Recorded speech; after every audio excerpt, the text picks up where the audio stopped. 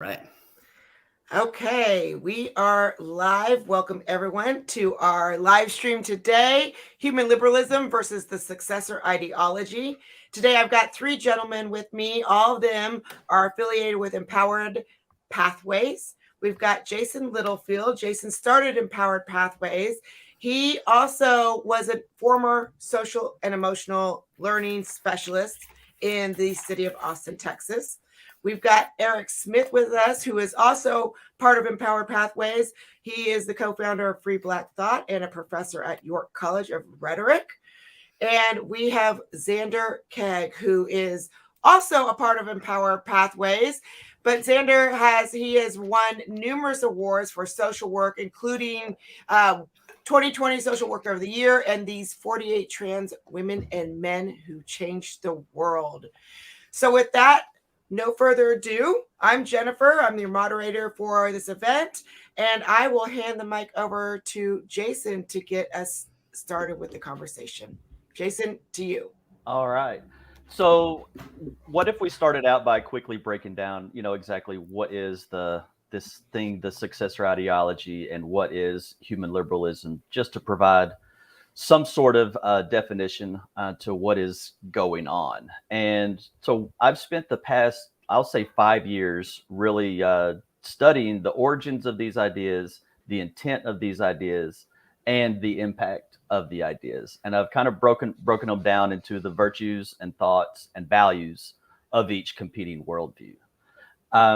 So we'll kind of discuss that, and then we'll spend probably, hopefully, more of our time talking about empowered humanity theory, which is our counter to what's going on. Can you share your screen, Jen, to put the virtues,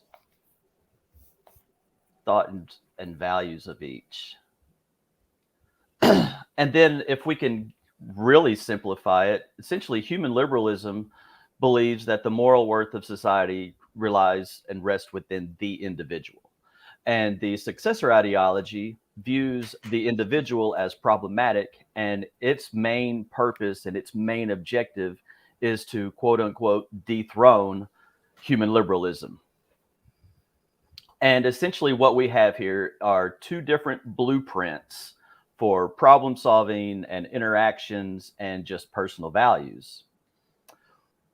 The successor ideology's problem solving tools consist of nihilism, this constant state of destruction, constant state of dismantling, a constant state of undoing, while viewing the world in the most unpleasant way. With we get into kind of critical theory now, viewing the world through this very unpleasant lens while dreaming of utopia.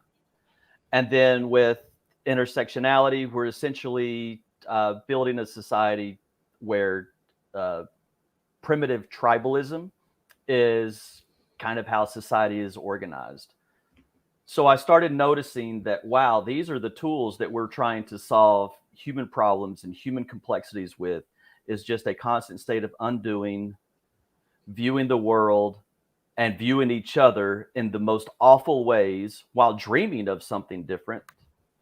And we are intensifying othering each other. So, we're essentially at an existential crisis here with these two competing worldviews. And what is really exacerbating the issue here is that the successor ideology is the ideology that is in the culture. It's in every system of societal operation, from K-12, higher ed, the media, corporate training. This is what is being really forced on us. And what we know about the brain is that the brain is wired to adapt to the culture that's placed on us.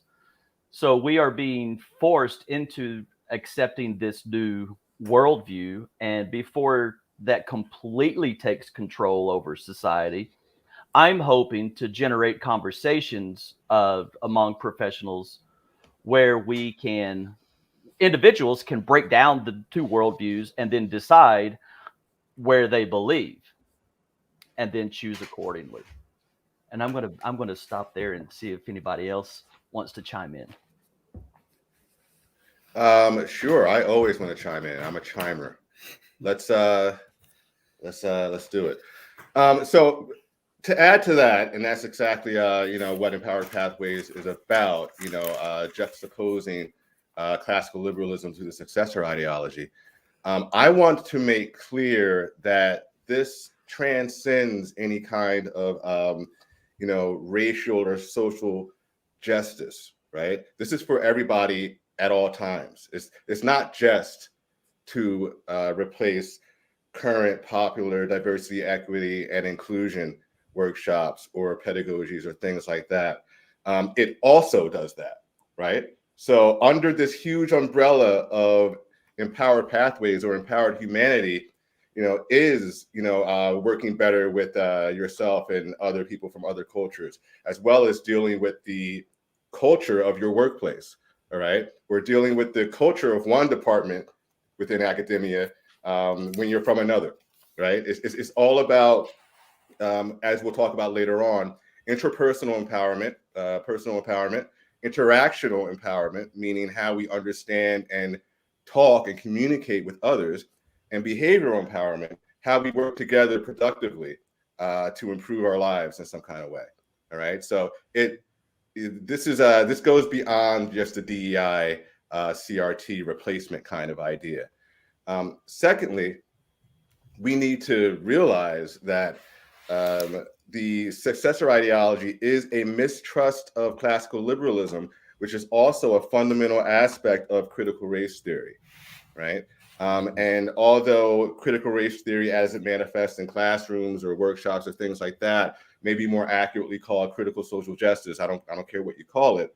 The actual critical race theorists, the founding members, discussed liberalism as something that was inadequate at best to bring about social justice, or it perpetuated social justice, right? Mm-hmm. In fact, they say it's classical liberalism is doing more to maintain the status quo than to do anything progressive. So this distrust of classical liberalism is deep into the very ideology that seems to be driving contemporary social justice. And Eric, so a way that's seen is every virtue, value, and thought associated that comprises liberalism is now deemed white supremacy. So when we hear whiteness and white supremacy culture, essentially that's everything that falls under that liberalism category. Yes, and those things are nicely parsed out by Judith Katz and her work. I believe there's several PDFs out there that you can look at, and Tima Oken, whose mistrust of these liberal values as inherently white and inherently oppressive and racist is kind of the model from which we get the equitable math plan from Oregon, I believe. Ethnomathematics, things like that. They're following Tima Oken. So this distrust of classical liberalism is kind of the engine driving this misguided vehicle. Yeah. Well, as a social worker, I think about this issue in a particular way, right, with a particular lens. And so I think about, like, in my prior experience as a social worker working with homeless veterans, the primary issue was that they were homeless. Now, were they also part of some different identity or affinity group, right? Sexual orientation, race, ethnicity, disability status, trauma, status, yes. But the primary concern was homelessness. It was bringing it to that individual level, working with the individual, meeting them exactly where they were, not where I wanted them to be, not where I thought they should be, not where I was, right? So working with people at that level. The other thing it makes me think of is we are all individuals, and we are either affiliated with or we affiliate with different identity or affinity groups.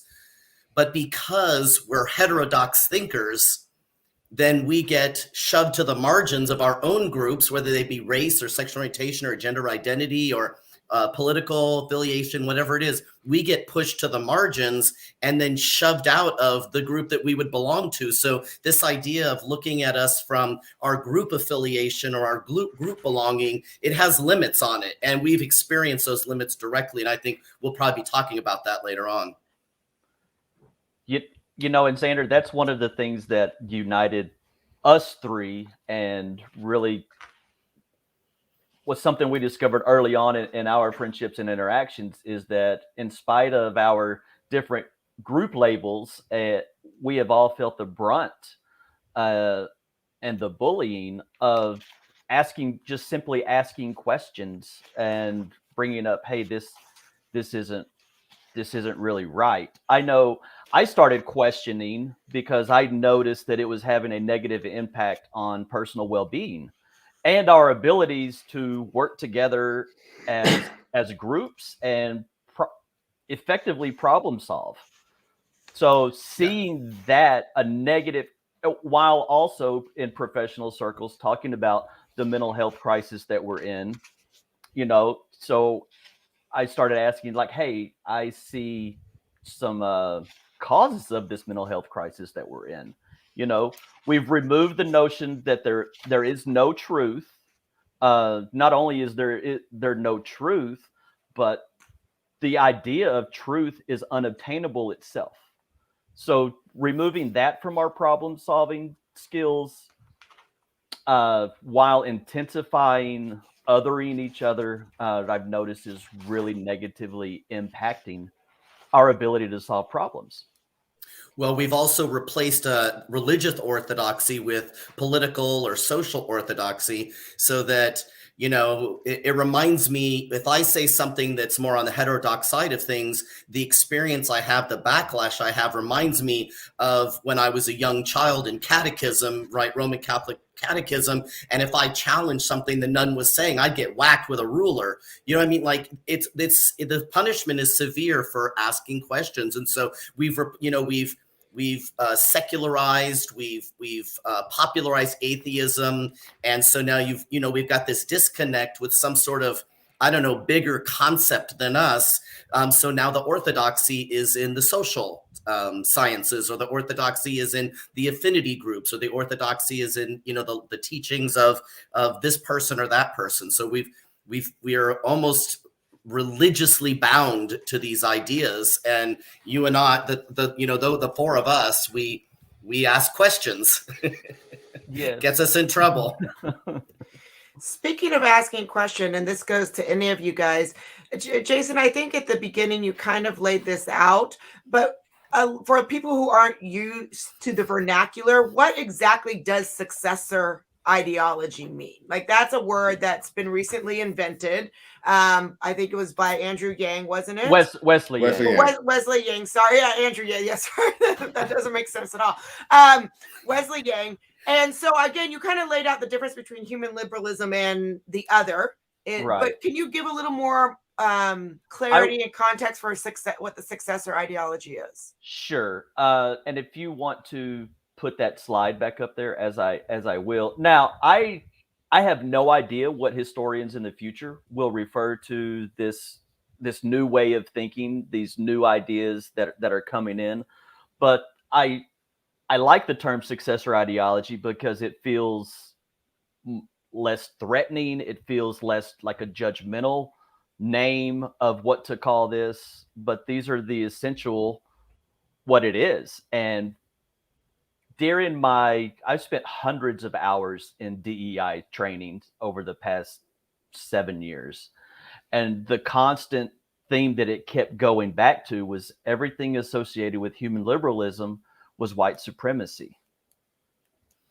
And I disagreed with that. I understand that these are the ideas that ultimately led to human liberation. And now I'm seeing them being attacked. I don't know if that really answers your question or not, but it's just a way of labeling these new virtues, thoughts, and values coming into the cultural zeitgeist. You know, a lot of people are saying, I don't know what's going on, what's happening. Things are so confusing.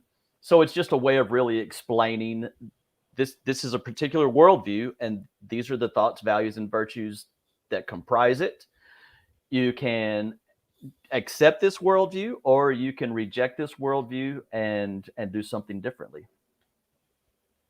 So we have chosen, obviously, that we believe that human liberalism is probably the best way to organize society, a really good blueprint for society, because as humans, we are meant to be free. We are meant to pursue our own well-being in ways that are important to us. We are driven to pursue our own interest. We are wired to cultivate our own talent and skills. And the faults of liberalism are essentially bad human behavior. So what we have done with empowered humanity theory was purposed to address some of those shortcomings. And we can get into those here in a minute as well. Jason, somebody's asking a question in the comments about what does the word successor mean in this context? To replace. It's the replacement. It's the successor of liberalism. You know, I think a lot of people are familiar with concepts like cultural Marxism or social Marxism or postmodernism, and I think a lot of these things are getting critical pedagogy. I think these are all components of something that we're labeling as part of this thing called successor ideology. Successor ideology. Yeah. Yep. And the term cultural Marxism gets, a lot of pushback. And in fact, one of the things that I first, in 2017, when I first started going to people privately, I didn't have a lot of language, but I recognized, whenever we view people as either oppressors or oppressed, that's essentially, that's Marxism. So I started going to people like, wow, these trainings we're going to seem to be rooted in Marxist philosophy. Let's talk about that. And the conversations never happened. Meanwhile, the Marxism continues to march through our institutions, continues to divide human relationships, and continues to erode personal well-being.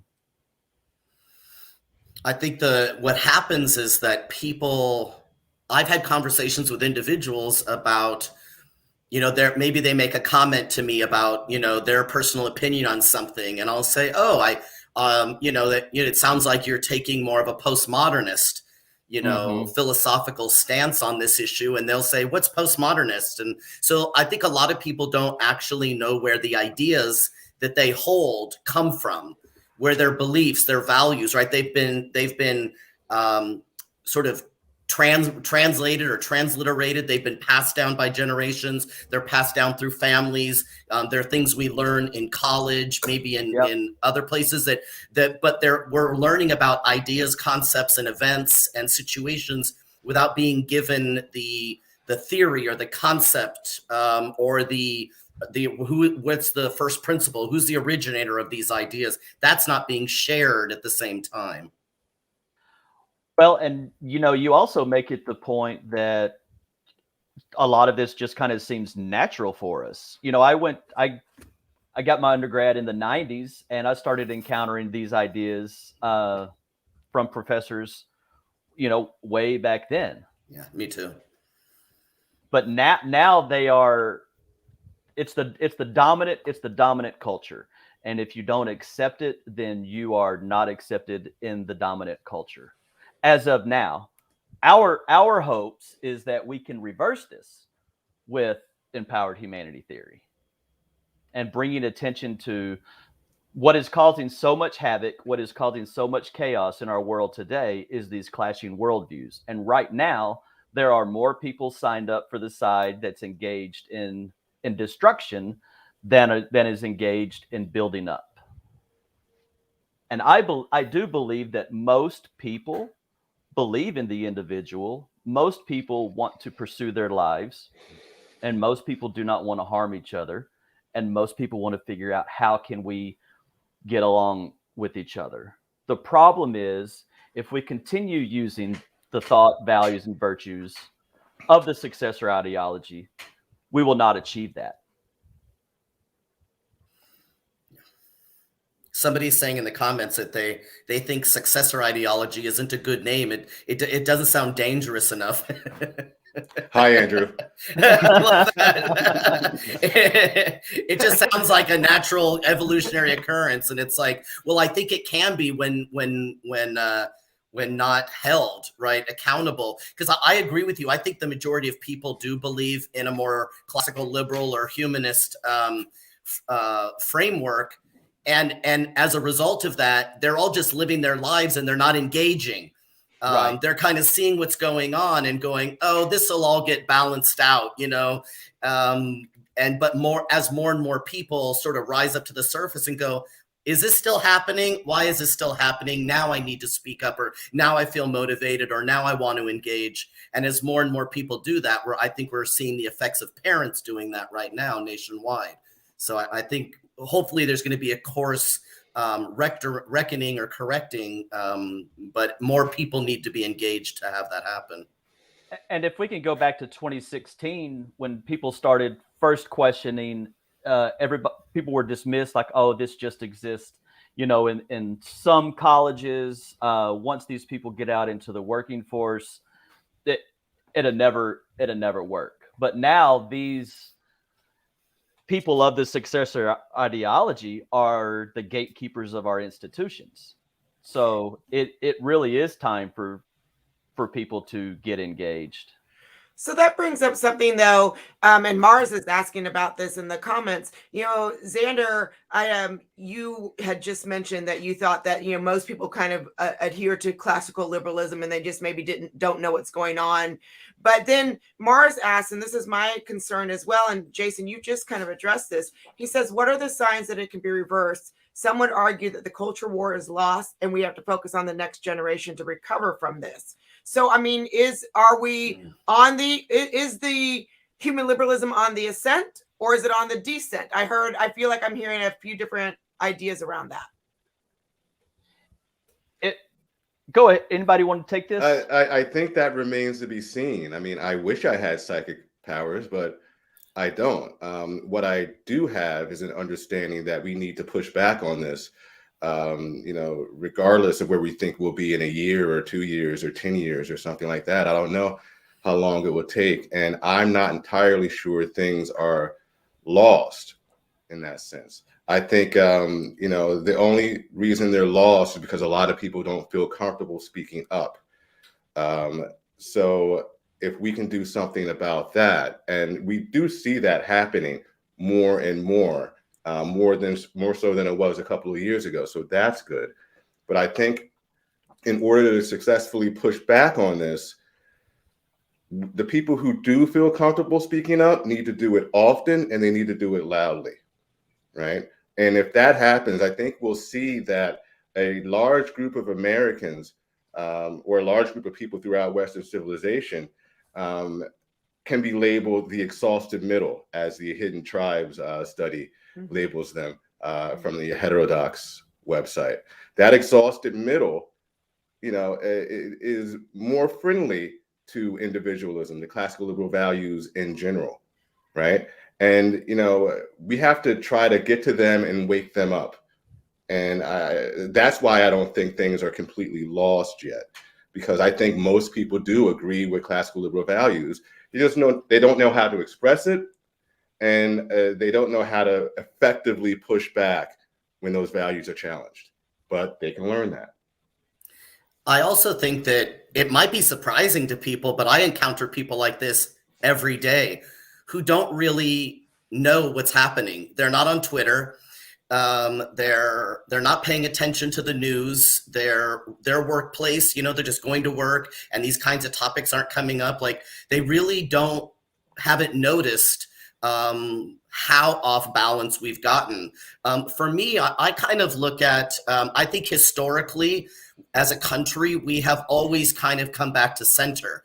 I think that homeostasis is a natural place that we as humans live, and I think culturally and socially, I think we swing from side to side, but ultimately I think the goal is homeostasis, and I think we've been able to get back to something somewhat approaching homeostasis after we've been through multiple different upheavals, in our short history as a country. So I'm overly optimistic, but I consider myself a pragmatist, so I don't want to be too far out there. But I do feel like, again, I'm just reiterating what Erec said. I think the majority agree with this, but either don't know what to say, don't know how to say it, don't know where to say it.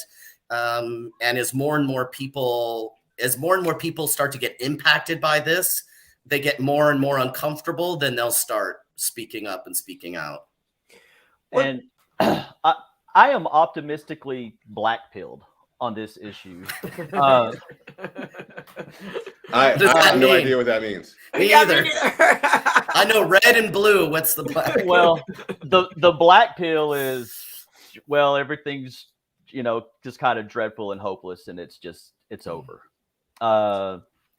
If we, and the collective we, the everyone we, if we continue the path that we're on, which is not, individuals within systems and structures, not pushing back, not speaking up, and just kind of going with the flow of where society is taking us naturally, then society will fall to the successor ideology, to this new way of thinking. That's where all the money is. That's where all the attentions and efforts are. So if we continue that, then liberalism will fall. And there are people out there advocating that liberalism is the root of all evil, that humans having the free will to act and behave, that is the reason why there is racism, that is the reason why there is bigotry. So what we have done, are you guys ready to shift to empowered humanity theory? Or do we want to, are there any kind of wrap-ups about this? I think that I've got a little wrap-up for you that I think will take you to the empowered humanity theory. Is one of the things that you're seeing, and I think this is why you're in the optimistic, not optimistic camp, is you see through SEL this ideology kind of creeping in through SEL without even really people's knowledge, that they don't really even see what's going on. And a lot of it is that they don't have the language for it. And a lot of it seems somewhat, not benign isn't the right word, but when you're talking about equality and all these things, these are like lovely words that, of course, even in human liberalism, you want.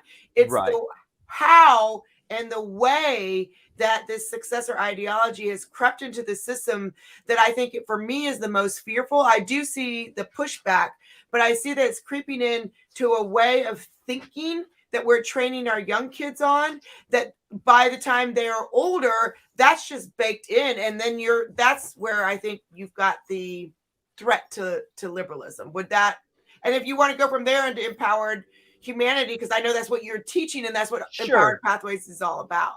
Sure. I lost my train of thought there. You want us to? Yes, I got you. So what I've noticed is that compassion and empathy have been weaponized. We all have this drive to want to do good and to want to help. Right now, the social justice ideology has basically monopolized problem solving, and it has presented itself as the only way to increase well-being.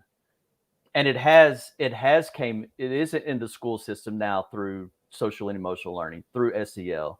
And, I've seen there's a lot of confusion around what that has turned into. So shifting to empowered humanity theory, essentially it's a response to the social science theories of the 1920s that were formulated by a group of heterodox Marxist thinkers. They believed that the best way to overthrow liberalism was to divide society up into multiple groups and unite them against a single oppressor. And then critical theory came out of there. The idea of if you give people a problem solving tool where they're constantly attacking and criticizing each other and their present society and their past society, over time, that liberal society will dissolve. And that's kind of what we're seeing right now. So empowered humanity theory is a response to that. It's also built on the principles of neuroplasticity, and that is our thoughts and our behaviors mold the neural pathways that make us who we are. So it's also a set of ideas, attitudes, and practices designed to cultivate the most positive human qualities while mitigating the malevolent ones. And we start with a value-centered identity. We strip away the notions that our identity is predetermined by skin color, by race, any of the intersectional categories. We replace that with having a value-centered identity. And then the other component is human dignity. And I've seen this word creep into social justice circles lately. But the way I talk about dignity and the way that our team talks about dignity is it causes vile reactions in the social justice crowd. And what we mean by dignity is separating the human from the being. And by that, what I mean is our human part is essentially our biology and the personalities, what you're interacting with. That's my human part. Beneath that is our being, and what that is, all beings from wherever geography you're from, skin color, every single thing does not matter, because all beings share two qualities, and that's the desire to avoid suffering and the desire to alleviate suffering when we encounter it. So viewing each other through that lens of human dignity, especially during times of conflict, is necessary to prevent harm. So those are kind of the foundations of what empowered humanity theory is. And some of the other tools are, we have the notice the narrative tool, where we're constantly in our thinking processes, checking the narrative. What's the story we tell about ourselves, about others, and the world? And then there's 3 pathways of practice. Practices that build awareness and equanimity, practices that build kindness and compassion for self and others, and practices that celebrate our common humanity and break the walls of indignity. So the idea is, if we use that framework on how we view the world and on how we interact with others, we are actually strengthening those good parts of what we are on the inside, and we're tamping down qualities that we all have, like prejudice, aggression, and cruelty, because those are also pre-wired into us for survival. And what we've noticed is that the successor ideology, when applied to our humanity, is actually increasing the human capacities for prejudice, aggression, and cruelty. And that is for a political purpose. So we completely, gracefully reject the successor ideology. And our goal is to share empowered humanity theory as a framework for life, leadership, and learning. Okay. Yeah, what he said. But I also want to get it more. I also want to address this idea that, when people hear the words SEL, they go straight to critical social justice or the successor ideology, right? I think that's an issue, because that's not the way it's supposed to be.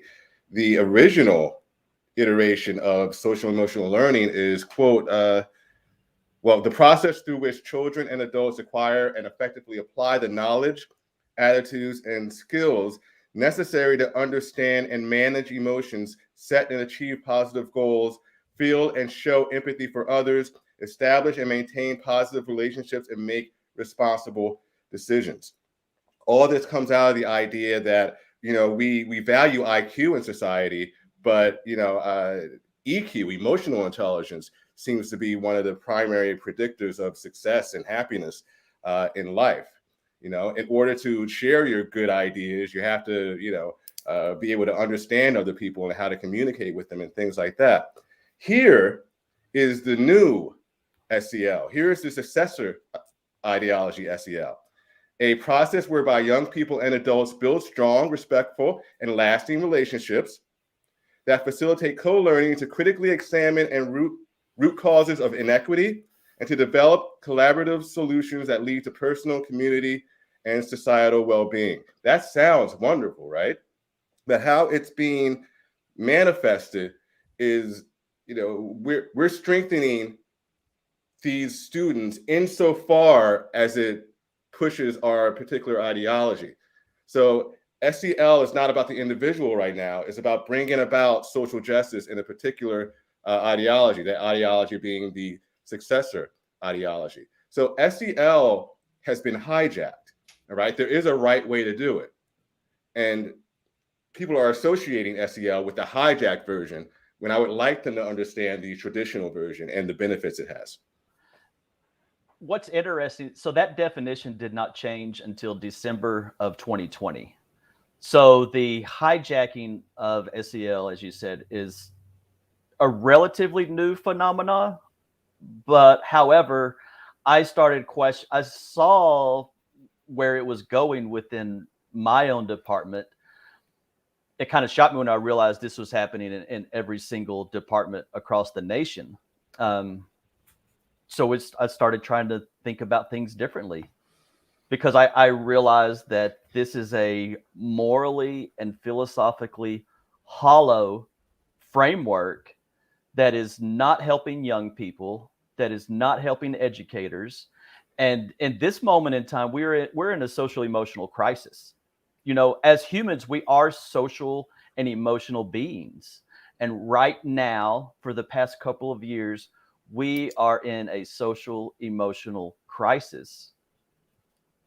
And can I just add that CASEL itself, I guess the flagship organization for social and emotional learning, has added the label transformative to SEL. So there's traditional SEL and then there's transformative SEL. At least they're making a distinction. But that transformative SEL is what's the problem in education and even the workplace and things like that. CASEL, from the website, CASEL says that transformative SEL, quote, concentrates SEL practice on transforming inequitable settings and systems and promoting justice-oriented civic engagement. All right. So empowering the individual, push that aside. The point is social justice, civic engagement, and transforming settings and systems and things like that. So in a sense, in actuality, you're taking this tool meant to strengthen and empower students, and you're using it as kind of a Trojan horse for your own political purposes. And that's not just wrong, it's disgusting, but that's just me. Well, I want to touch on when you say there's, the new transformative SEL and then the traditional. I think it's really important to say that the people doing the traditional and talking about that way is only us. It's us three. It's Empowered Pathways. We're the only organization that is working towards increasing personal well-being and actually increasing our abilities to coexist and get along, that are gracefully rejecting the ideological approach. So it's not really like there's two camps. It's like there's one huge camp, and then there's us, these outsiders, that are hoping to reach those exhausted people in the middle, right? Mm-hmm. So I do want to make that clear that it's right now, it's us against the world. And I'm very grateful for y'all, and I'm looking forward to the world coming over. How's that for a motivating narrative? I feel like the rebels going against the empire, And JC, you're Luke, because you just have to be Luke. Cool, you got you. Yeah, that's what's happening. Okay, cool.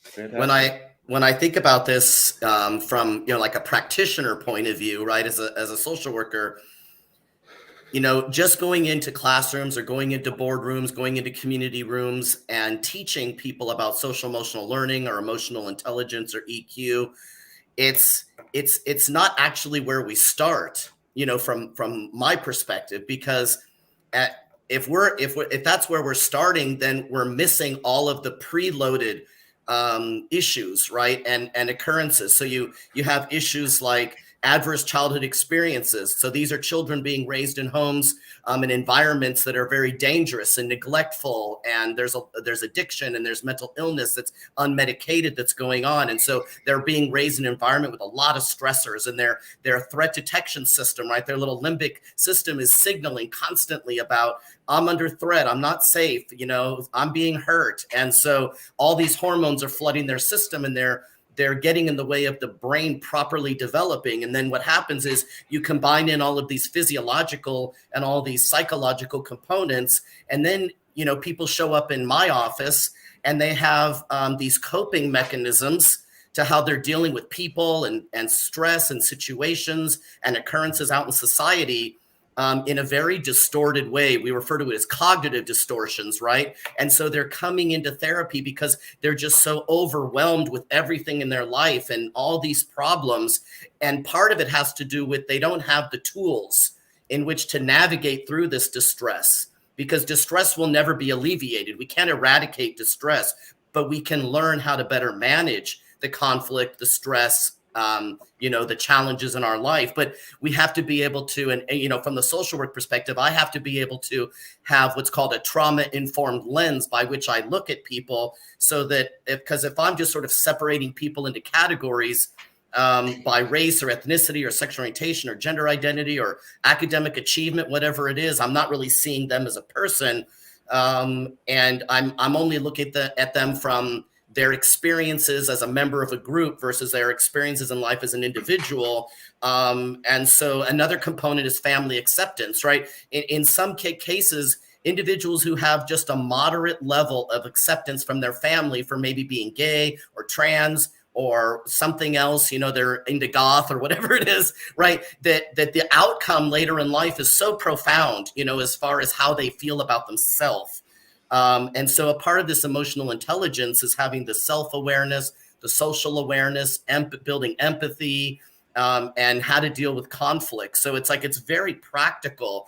And so I don't think we're saying that SEL isn't helping people. It's that what they're bringing in with this transformative social emotional learning, or the people claiming to do traditional social emotional learning, but it's actually a transformative, is that they're bringing in both this positive building up component of the individual while simultaneously bringing in this tearing down of systems component, tearing down of history, tearing down of groups. So it's almost like it's counteracting each other.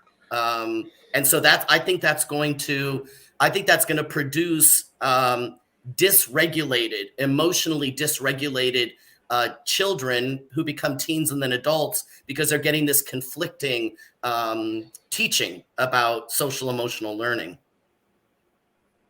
Hey, Zander, if I may just repeat what I heard from you to make sure that with the clarity, I hear the tearing down of the individual. I think what it's building up is this kind of group identity. So it's putting people in these various boxes so that they can't really address their own individual social and emotional needs. Is that what I heard? Okay. Yeah. So what they're being taught is, right, the traditional is, you have adverse childhood experiences, or you've been bullied, or you have, somebody in your home that's bullying you, or you're being neglected, somebody's incarcerated, drug addicted, something like that.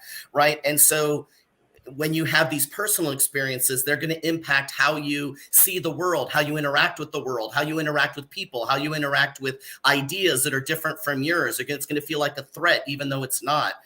What transformative SEL is doing is saying, you're struggling in life because you're Black. You're struggling in life because you're gay. And the world is against you, and your family's against you, and society's against you. And so they're in my opinion, they're taking away the capacity for that young person to recognize that they have the skill set, they can build the skill set to be able to manage most of the distressors, work on alleviating some of them to their capacity, and advocating for themselves or getting people to advocate for themselves to clean up some of the system issues that are going on in their home, in their school.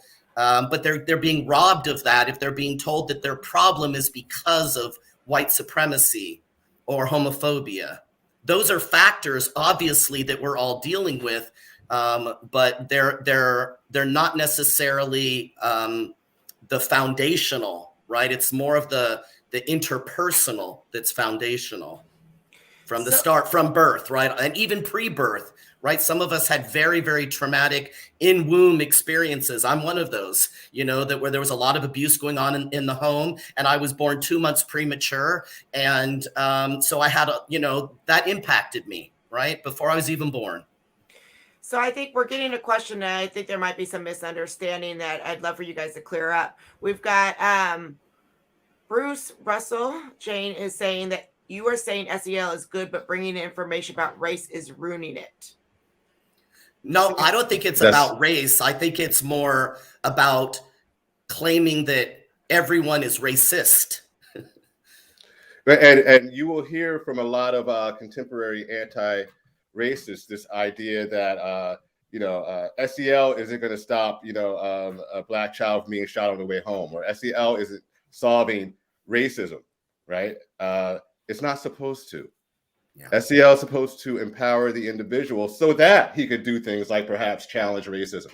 All right. It's not supposed to get rid of racism. It's supposed to strengthen you so that you're better able to do that without succumbing to the stressors of life, without being discouraged, dejected, things like that. It helps you to keep going. So, if you want to, bring race into it effectively, you can say, if you strengthen and steel yourself like this and figure out some ways, some cognitive exercises, things like that, to manage your emotions, to be aware of your emotions, and to be aware of the emotions of others that you're working with or that you're trying to help and things like that, you will be better able to bring about a more just society, right? And the way that we're hoping to, quote unquote, do SEL with empowered humanity theory is addressing racism head on, because we notice that the current course that we're on is cultivating prejudice, aggression, and cruelty. And those are the motivations and traits where racism is born, where it comes from. So the more that we other each other, the more we are cultivating racism. The more that we see each other as we see ourselves, whenever we see each other as we see ourselves, we totally destroy the psychological basis for racism.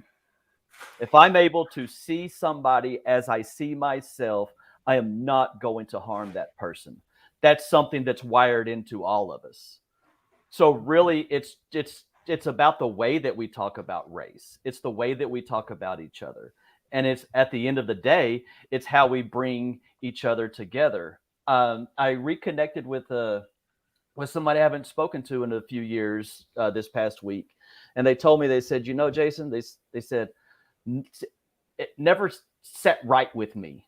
Something in my gut always said that this isn't right.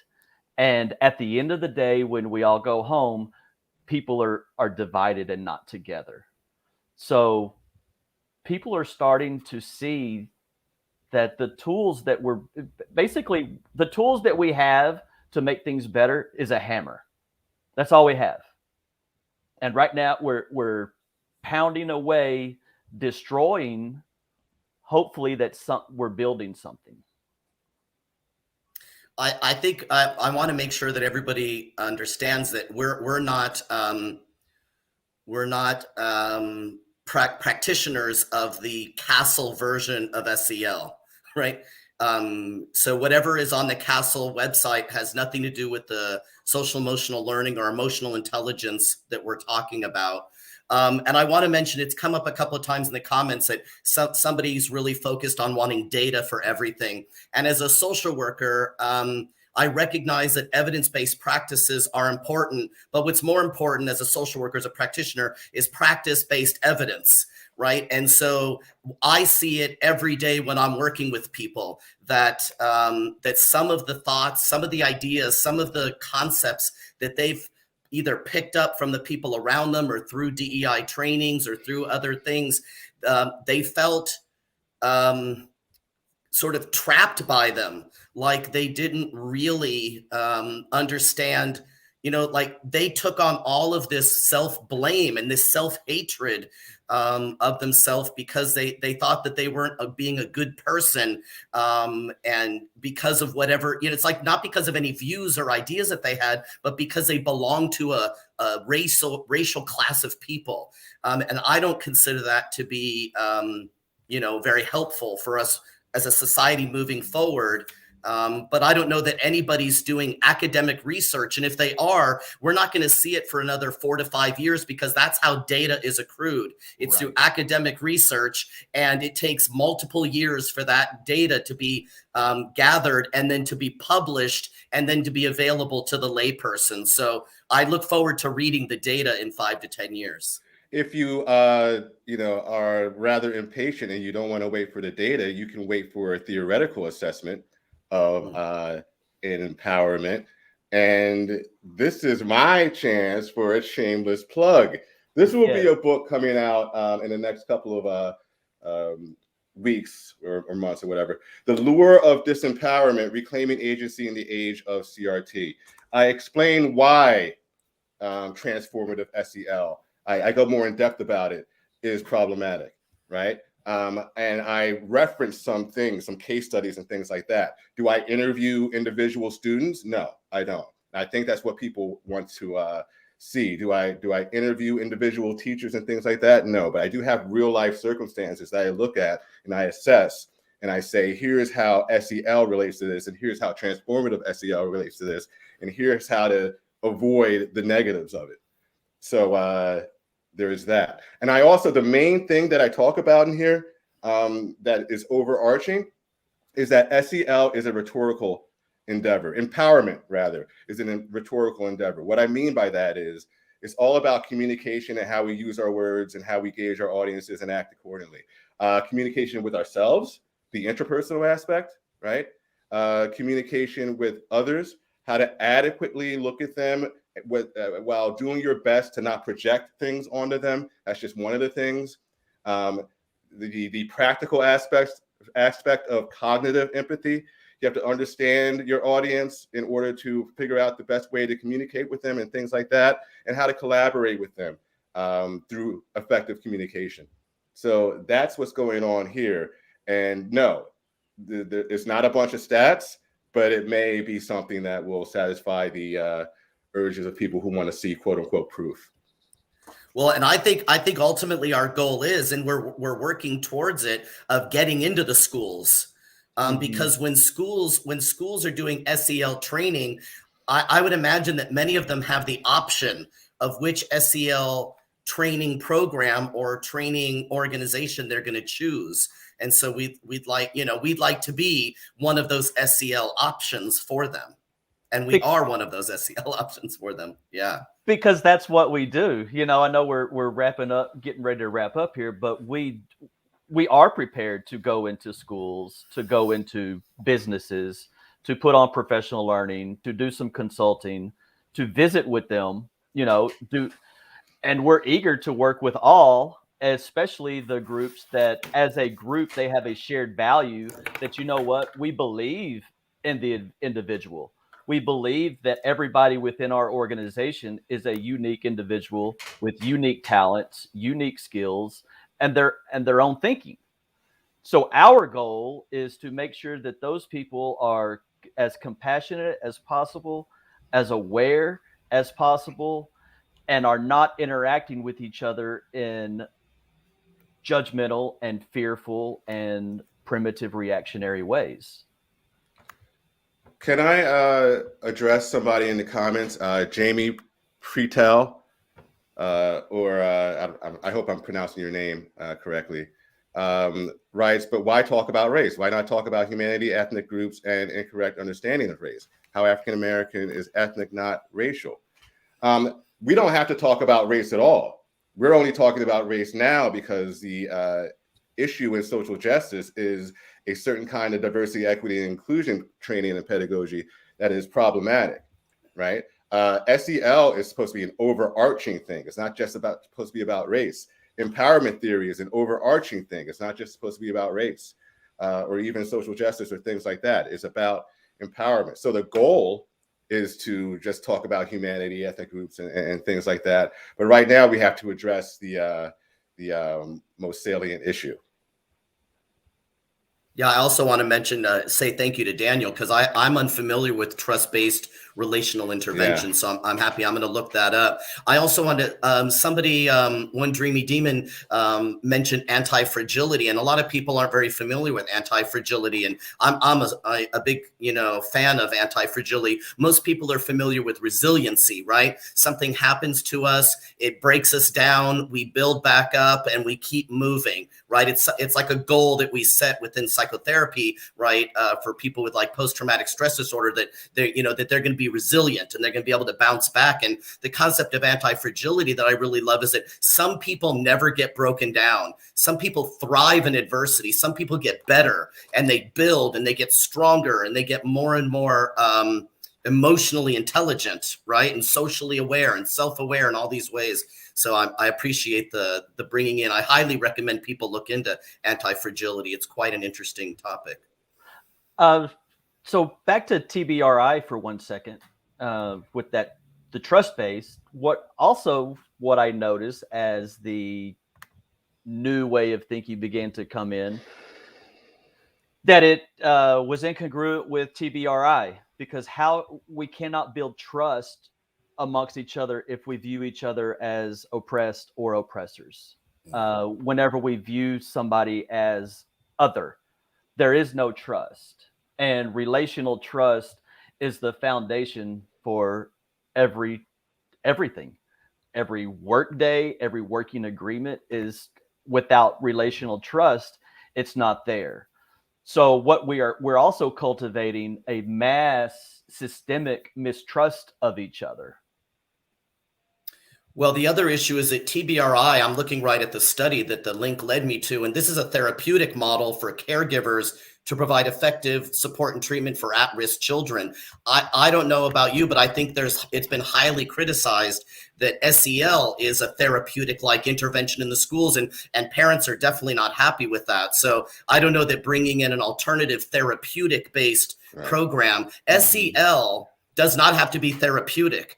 SEL is something that's taught in corporations. It's not a therapy. Yeah. Right. It's pragmatic managing of emotions. Period. It's a practical, pragmatic thing to do. It's reason. That's what it is. It has the word emotion in it, but it's reason. It's setting goals. It does not have to be therapy. Thank you, Zander. I want you to say that every day through a megaphone until people understand that. Yeah. It's setting goals. It's working towards those goals. It's identifying what are the roadblocks. How can I overcome that? It's how can I, Erec, I've heard you say communicate with each other. It's built around communication. It's conflict management, conflict prevention. It's very practical. You don't even have to see a therapist. You can work with a coach. You can go to workshops. You can read books and do your own home practices. This is not something that requires a therapeutic relationship. And so I want to definitely advise people, if they're not licensed psychotherapists, they shouldn't be doing therapeutic oriented activities in the schools with children. Yes, sir. That's practicing without a license. I think people are getting in trouble for that now. Yeah. May I read something from Daniel Goleman? No, it's not Daniel Goleman. It's Daniel Goleman quotes somebody else about data and things like that regarding SEL in the schools. Tell them who Dr. Goleman is. He is the person who is most famously attributed to, emotional intelligence is attributed to him mostly. He's kind of like the founding father, if you will, of emotional. He popularized it for sure. He popularized it for sure. Yes. There were people before him. He did popularize it. And he has this to say in his work on emotional intelligence. The data show that SEL programs yielded a strong benefit in academic accomplishment as demonstrated in achievement test results and grade point averages. This is a meta-analysis of 688 evaluation studies of SEL, all right? In participating schools, up to 50% of children showed improved achievement scores, and up to 38% improved their grade point averages. SEL programs also made schools safer. Incidents of misbehavior dropped by an average of 28%, and I just lost it. Hold on 1 second. Oh, sorry. It's coming. I don't know why that happened. All right. Suspensions by 44%. They dropped by 44%. And other disciplinary actions by 27%. At the same time, attendance rates rose. While 63% of students demonstrated significantly more positive behavior, in the world of social science research, these are remarkable results for any program promoting behavioral change. SEL has delivered on its promise. So those are the things that it's supposed to take care of, and it need not be therapeutic. I incorporate these things, empowerment theory, emotional intelligence, and things like that, into a class I teach called Communication in Professional Cultures. I don't do it because we have a kumbaya circle. I'm not doing it because it's just a nice thing to do, right? I'm doing it because it's practical. It works. It will help you out in the workplace, dealing with your coworkers, dealing with bosses. It helps you understand and take on leadership roles and things like that. All right. Nothing therapeutic about it. All right. Doesn't have to be spiritual or anything like that. It is practical and a good idea. I'm done. You know, Eric, that brings me to one last thing. I know we're wrapping up, but it seems to me that everything that you just explained about what SEL is and the purpose of it and its true meaning, what's happening now is absolutely antithetical to it because it is stealing agency. Right. It is stealing the agency, which that's exactly the purpose of SEL, is to teach that agency, that leadership, and it's putting that on someone else, on the system, on something outside of you. Would that be, did I understand you right? Yeah, to take liberties with a cliche, SEL is about getting knocked down 7 times and getting up 8, right? Transformative SEL is getting knocked down 7 times, staying down there, and blaming everybody for their upright privilege, and not doing anything to pick yourself back up. That's the difference. And because it's philosophically rooted in the idea to get rid of individual agency, to rid the individual of autonomy. And this is just the process of that working. The most inconvenient truth of this era, especially as of January 19th at 1:02 Central, is that the successor ideology is the framework that society seems to be adopting. It is the framework that is in every single institution. So what we, the people in those institutions, have a responsibility to do is to push back, is to question, is to find alternatives that are purposed for uplifting the individual.